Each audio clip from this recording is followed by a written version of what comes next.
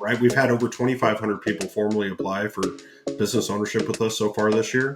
We've awarded 37 of those today. If you go look at it like a percentage rate standpoint, that's an acceptance rate that's actually lower than that of Harvard's. I joke, right? We're the Harvard of hydraulic hoses.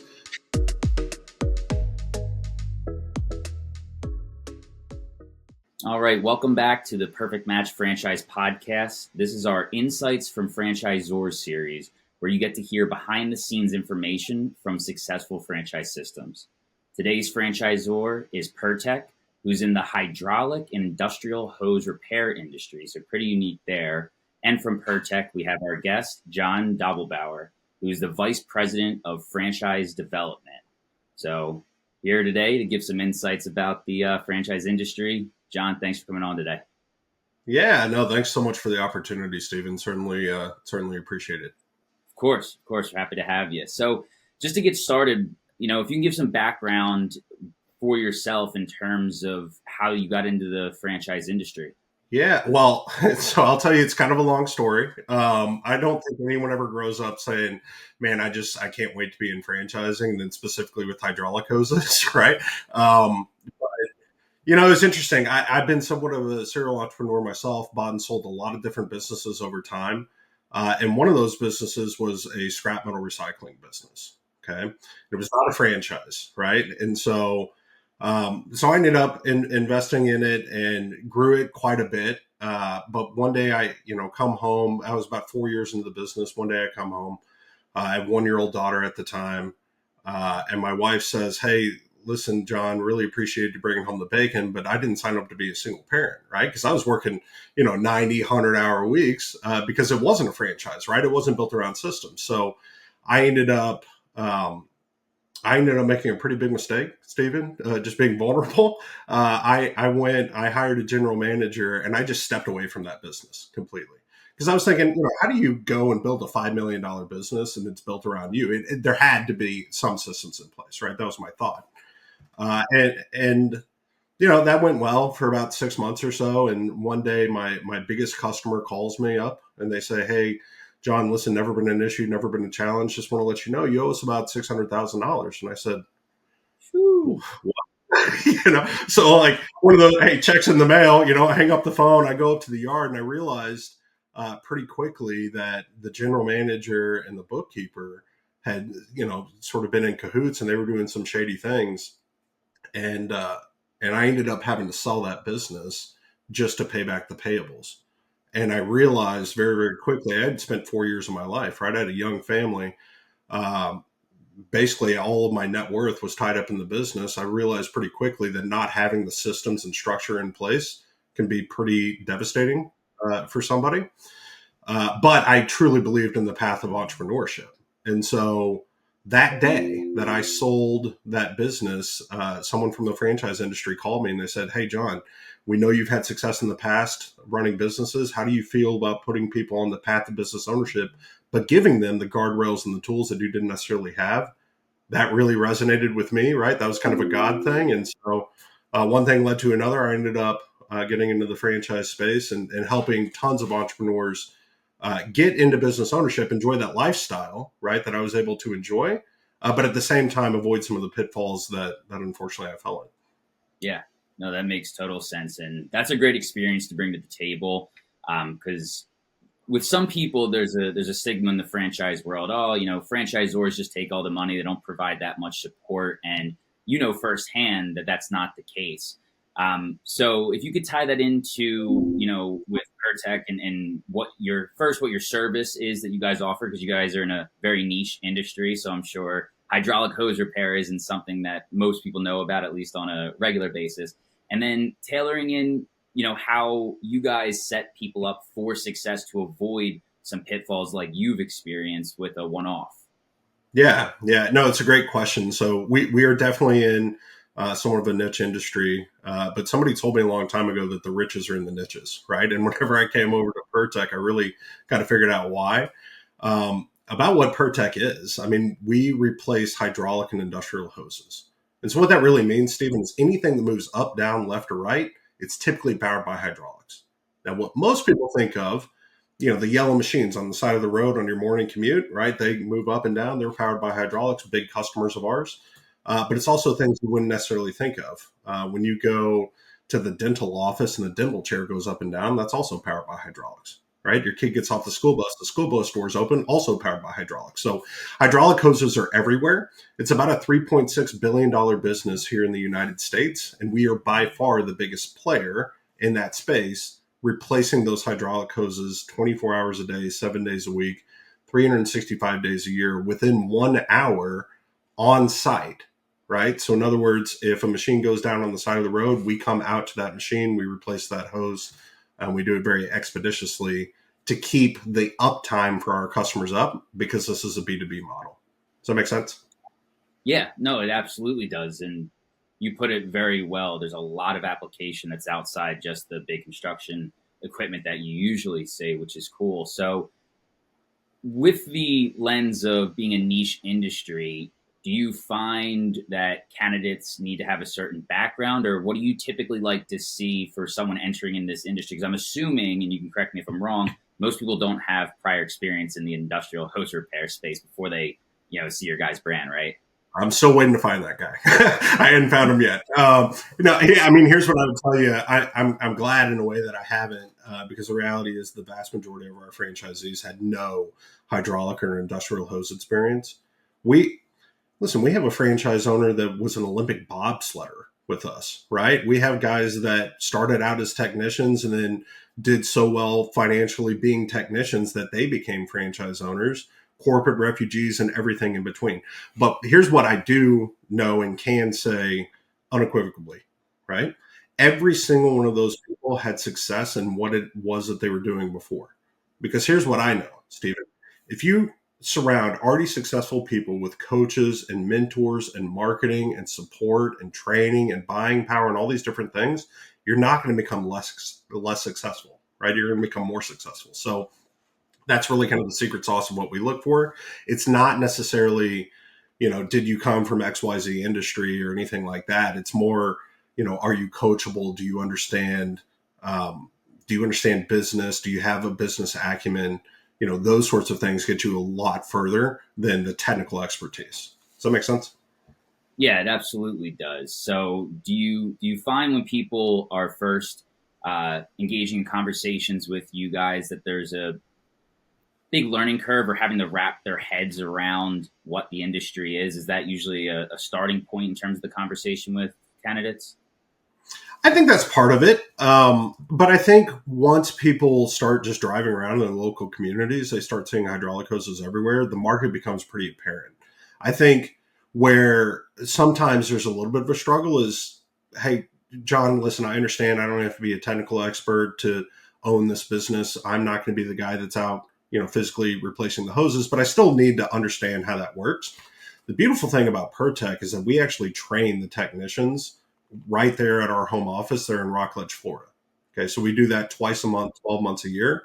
So as our franchise owners bring on new technicians, we actually train the technicians on their behalf. Then on top of that, we actually come out to your location for the first 2 weeks that you're open, stand right alongside you out in the field.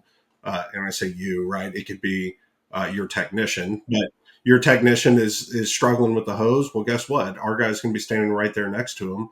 We also come out twice a year physically to help you with whatever you need help with. And then on top of that, we have a 24-hour a day, 7-day a week, 365-day a year sort of emergency line just for our franchisees and their technicians, where if it's 3 o'clock in the morning, right? They're replacing a hydraulic hose and they run into an issue, they always have someone to call. That's awesome. Yeah. So for a franchisee, there's not really any need to have a technical expertise in this field. I'm sure there's some knowledge that they have to have in terms of being able to recruit and also on the sales side of things, but they don't actually have to go out and fix hoses, right? Yeah, no, that's 100% correct. We really ask our franchisees to be excellent at 3 things. Okay. Number 1 is follow a proven marketing plan. We've been doing this since 1980. We're in 24 different countries. We have well over 600 franchisees across the world, right? We know that marketing plan will work, but it'll only work if you follow it. So that's number 1. Number 2 is manage, inspire, motivate, encourage be a leader, right, in your community and for your team, because you got to be the type of guy that people want to work for and with, or else this will never work, right? And then number three is have a firm understanding of the numbers. And that does not mean that you need to be a CPA or have a finance background, anything like that. Just be coachable to the franchise consultants that we have here on staff to help you evaluate your KPIs and really figure out what levers to pull in order to drive the growth of the business. Yeah, that makes a ton of sense. And you mentioned a good point. So after a franchisee enters into your system, you don't just do an initial training and then send them on their way. They're having continual ongoing support, specifically on at least a weekly basis, to be able to handle any immediate problems about the business, correct? Yeah, 100%. We are a very active, what I would say, an active franchisor. Active in the sense of we truly partner with our franchisees for their success. We actually have these wristbands all over our office that says "Partnering for Franchisee Success." Right? That's really what it's about. Because if you think about it, we're, the whole purpose of our business is to keep other businesses up and operational at all times, right? To avoid the downtime associated with the hydraulic hose failing. Well, listen, if we're going to ask our franchisees to do that, we have to be willing to do that ourselves. And so how do we go through and invest back into those relationships with our franchisees is by truly being a partner from a training aspect, from a marketing aspect, and, from the whole nine, right? Yeah, no, that makes total sense. So for somebody who's saying, okay, this is a great industry, I might want to start it on my own, what would you say some of the main benefits of Pirtek, specifically in franchising in general, would be something they should consider? Because of course, anybody can go and start whatever business they want, but what type of hurdles do you think are the most important they're going to face early on specifically? I definitely have confidence in your audience that they are smart enough to figure out how to run a hydraulic hose company, right? It's not rocket science, but I'll tell you what the value of franchising really is. In my mind, it's a shortcut. Okay, we've already made all the mistakes from 1980 all the way up into this point. We've already made all the mistakes. So the question really becomes, right? Am I going to go out, build a full-time marketing team, right? Or learn marketing on my own? Am I going to go out and be my own bookkeeper? Am I going to be the head janitor? Am I going to be the CEO and everything in between, right? Not have all those different support mechanisms, figure out the branding, right? Do all these different things. That's part of it. And then the other part of it too is that each one of these hoses and fittings are quite unique. Right? When a hose fails on a heavy piece of machinery, for example, those hoses have to be custom made for that machine, right? Which means that we have, thousands of different SKUs, right? Between, quick couplers and fittings and different types of hoses and different pressure ratings and all of that. That's going to be a lot to learn if you were trying to enter into this space and not have that backing. And even if you were capable of figuring out all of that, which I'm sure that your audience is, the question is, why would you want to if I already have the economies of scale with the largest player in the space? Why wouldn't I attach to that? Yeah. So it sounds like, franchising general, specifically with you guys, it's more of a streamlined way to enter into an industry that would otherwise take a lot more time, money, and energy from someone who is going to figure it out on their own. Is that right? I think that's part of it. And I think it relates back to that first story that I told you, right? It's having all those checks and balances in place to know that the decisions that you're making today are truly the right decisions and not just based on intuition and gut. I'm not saying there's anything wrong with that, but it's also really nice to have a proven playbook, right? And be able to attach to other franchise owners in the system, see exactly how they've done it, exactly the successes that they've had, interact with the franchise consultants, hear all the feedback, because guess what? They've supported the very best businesses out there, and they've supported ones that have struggled, right? And they can tell you, hey, where are the catches in that system? I think that's invaluable. Yeah, no, it absolutely is. All the ability to avoid problems that are going to exist, and then also have that guide to be able to bounce off of when you inevitably face those issues. So with that being said, we have a good idea of what an ideal franchise candidate would be for you. Someone who's coachable, someone who's a natural leader, someone who's a winner already, just in a different application. You can, give them the nuance to be good in the hydraulic hose industry. What would you say a bad fit for your system specifically would be? I would say by far the most important thing is the coachability aspect of that, right? But I think about it like this. If we were going to go on a trip, right, we're going to drive on the road and that road is going to have curbs. Okay. That's really what the franchise is. It's the curbs. It doesn't mean that you can't go off roading.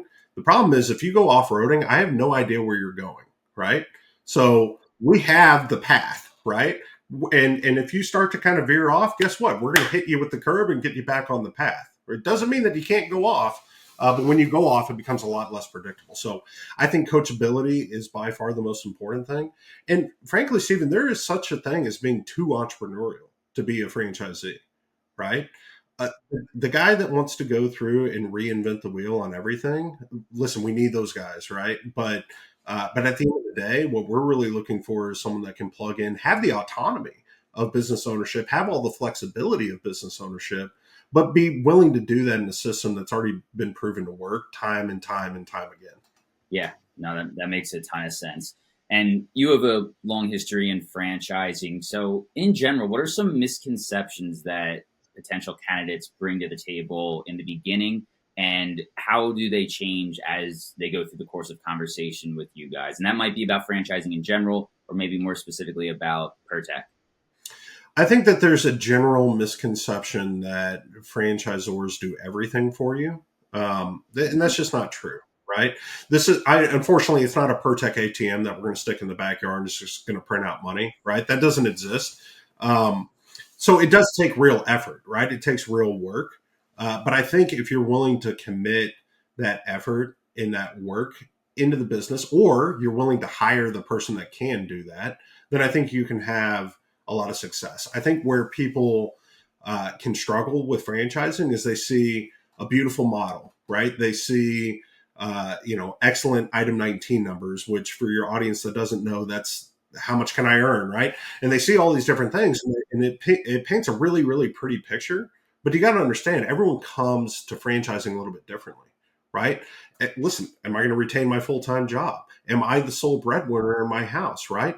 All these different things factor into your overall plan. That's one of the beauties of franchising is you have the franchisor there that can help you navigate your plan. So ultimately you hit your dreams and goals, whatever your needs are in life, and then your quality of life requirements of what you're trying to accomplish. Absolutely. That makes total sense. And with the franchisees that you've seen enter the system, and then we can put it bluntly, it's not a guaranteed thing that's going to work for everybody. And ultimately, there's a lot of work that the actual franchisee is going to need to put in. So, do you see any commonalities between franchisees that enter the system and do well right from the start versus ones that struggle in the beginning and then have to figure some pieces out? Yeah, I think, well, I will say for Pertex specifically, our item 20, I know I'm talking industry jargon here, but the item Right. 20 in a franchise disclosure document really speaks to the success or failure rates of a franchise system. Ours is incredibly, incredibly high, right?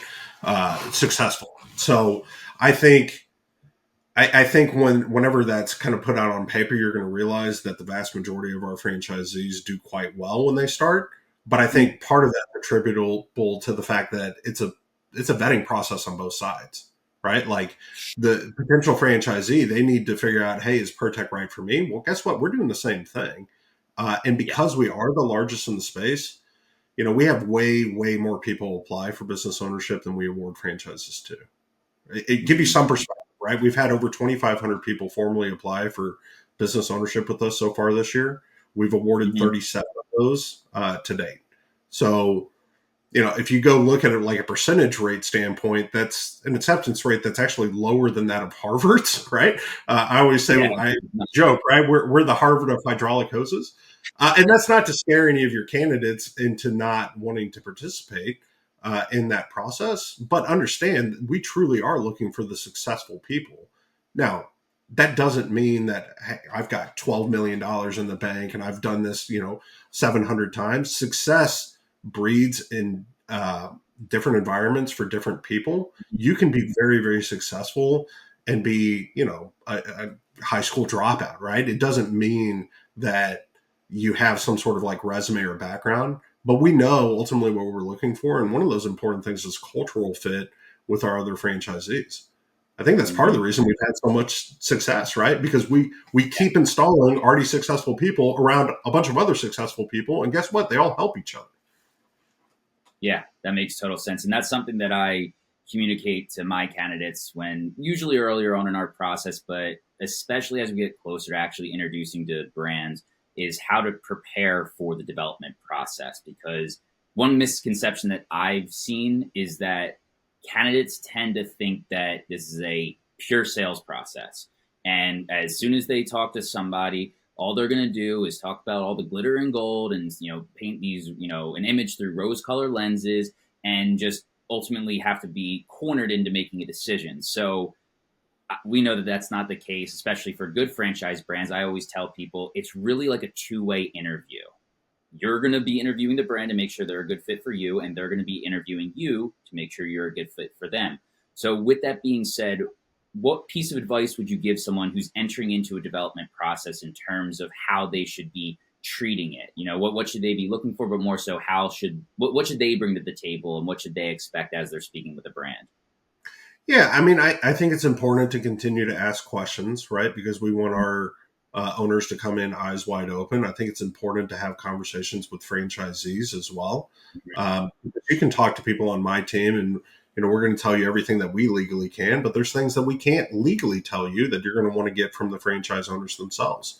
So I think just having like a genuine curiosity is important when you're evaluating any business, whether it's Pirtek or any business. I think that's part of it. I think the second thing that's important is just general respect for each other, right? Like if my team doesn't feel like it's a good fit, we're going to say, hey, we don't feel like this is a good fit and here's why.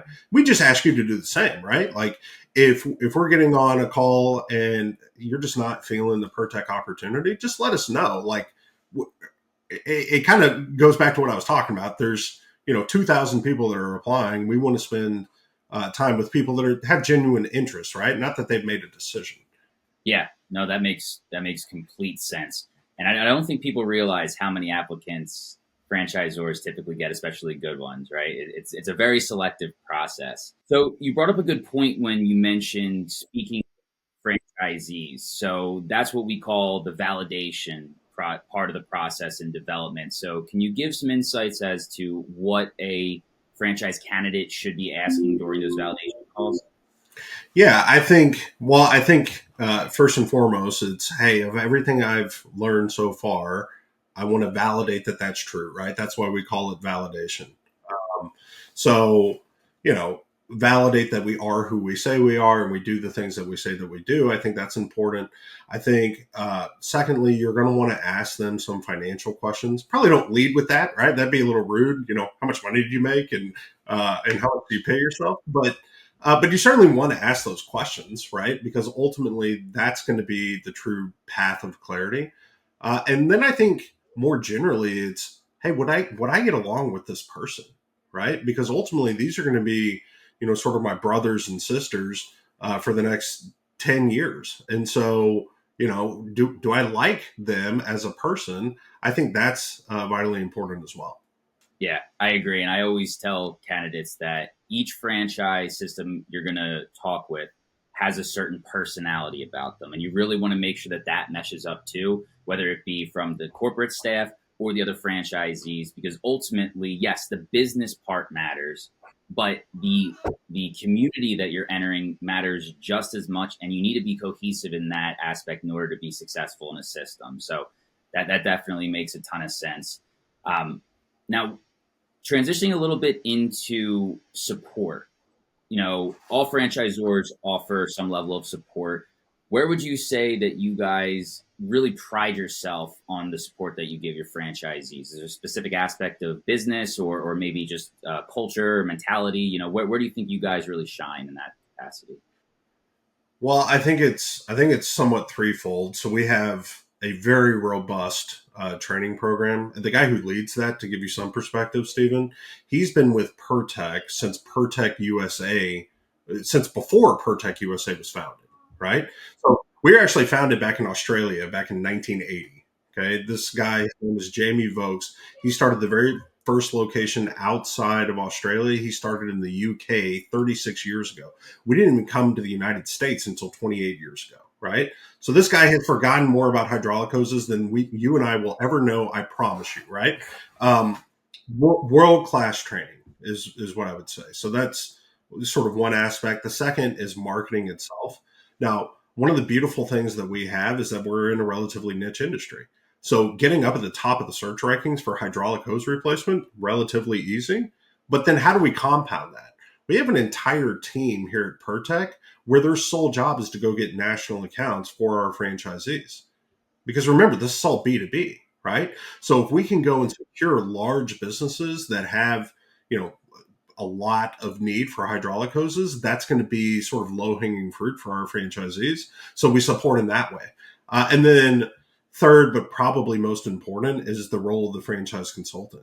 I mean, they're your listen, they can be your therapist one day, they can be your financial advisor one day, they can be everything in between, right? But they're your go-to person. So anytime you're struggling with anything, they're one phone call away. And what I love about Pertech is they're not afraid to hop on a plane, get out there, and help you with what you need help with.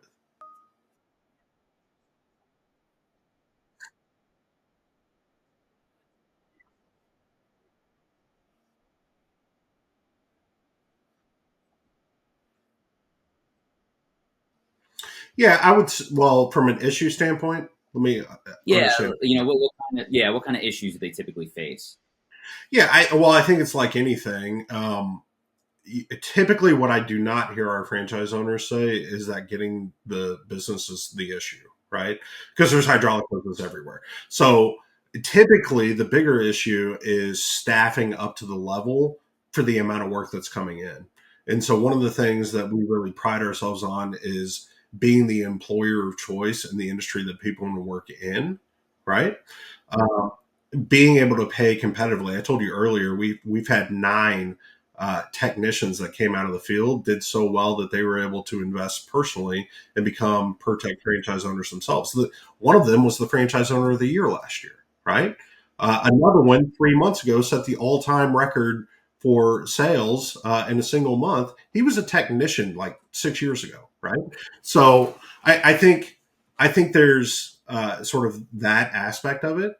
Um, but I think going and getting those people becomes a lot more palatable whenever you can create an environment that people want to work in. And importantly, Stephen, you're the type of guy that people want to work for and with.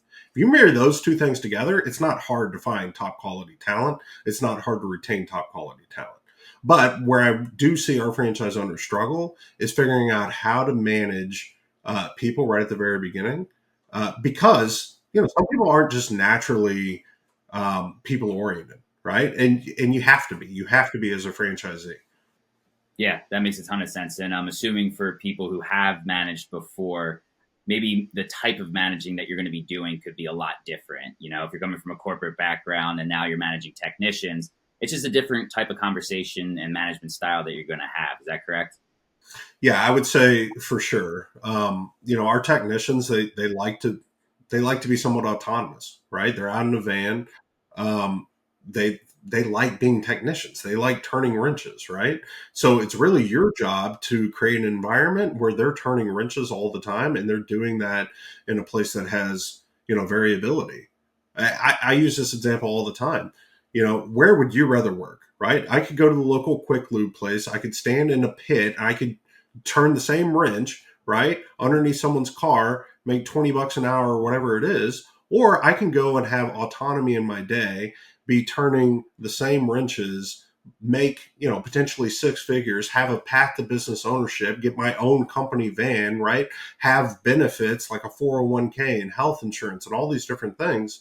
Have the ability to grow within the organization. I think it becomes pretty obvious, right, what that choice is, as long, again, as you're the guy that people want to work for. Yeah. Yep. That makes total sense. So it's pretty obvious you guys have a really nice business model. You guys have a lot of proof of success. what's the process look like when you have a franchisee who's said, you know what, I'm ready to move on. I want to travel. I have a successful business. Now I want to go travel the world. What does an exit from Pirtek look like, and how do you guys help facilitate that for the franchisee? Man, I will tell you. So it's happened several times Okay. here relatively recently, just because we've had franchisees have been with us for 26 years, right? They're getting ready to retire out of the system, build very, very nice businesses. Okay. One of the beautiful things about having that pool of candidates I was telling you about before, 2,500 people formally applying for business ownership with us, there is no sale that we don't already have a buyer for, right? So selling territory and franchising is not the problem. I could go through sell the entire country tomorrow, but this isn't a sales process, right? It's an awards process, to your point. So I think, though, whenever you get ready to exit the system, knowing that you already have a pool of potential buyers that are there, that have already been pre-vetted, that are going to fit with you from a cultural perspective, that understand that, you built this sort of, this is your baby, right? And they're not going to come in and just babysit. They're going to come in and try to help take that business to the next level, and honor everything that you've been able to build. I think that's important to people, number one. And number two, frankly, when you have that much competition, the multiple is going to go up as well. So you end up having more successful exits. And we've certainly seen that this year for sure. So it's, yeah, we help tremendously on the resale side. That's awesome. That's good to hear that you've started to see that wave of maybe original franchise owners that are starting to get to that point of exiting and having no issues doing so. So that's really a great view for someone who's looking at an industry, if it's Pirtek, that there is a way to exit and you have a support system to help sell your franchise, right? Because if you do it on your own, you're dealing with a slew of buyers. You're going to handle everything. If you have a one-off book with the franchise system, you have another level of vetting to help to only give qualified buyers to help to make the sales process for your franchisee as seamless as possible. 100%. I mean, absolutely. I think that's one of the beauties of franchising that people don't necessarily realize when they start up, right? Because most people don't think about the end in mind. I think they should. I think they should plan with the end in mind, but most people don't, right? That's a huge benefit whenever they get ready to exit on the back end. And I'd say the second thing that people don't typically think about whenever they're inquiring about a franchise is the relationships that you're going to build with the franchisees. Okay. I promise you, I can go through, have, conversations with candidates that just came through the process and say, hey, why do you want to move forward with Pirtek? Well, the unit economics were great, right? Or your branding was fantastic, or the business really aligned with my thought process. Those are the things you're going to hear. If I go and ask a renewing owner 10 years from now, hey, why are you renewing? He's going to say, because I go on vacations with these people. I love them. They're my family. Yeah. You see what I'm saying? Yeah. Yeah. It's more than just the business. That's a great way to put it. Well, perfect. I mean, I appreciate all the information that you shared today. And of course, we have to end with a shameless plug. So if someone is interested to explore some business ownership and after listening to this conversation, they think that the hydraulic hose industry could be viable, what's the best way for candidates to get a hold of you? Well, first, there's a ton of different research and everything that you can do on our websites. PirtekUSAFranchise.com, PirtekUSA.com is our consumer site if you want to check that out as well. So I'd feel free to do that. But I think, more importantly than anything, it's just, if it's when you're evaluating businesses, right? The most important thing is know why you're doing that. Because here's what I know. Okay. If you know your why, maybe it's, I want to be at Johnny's soccer game, or I want to travel the world, or whatever it is. But if you know your why, you can endure any how of how to do it.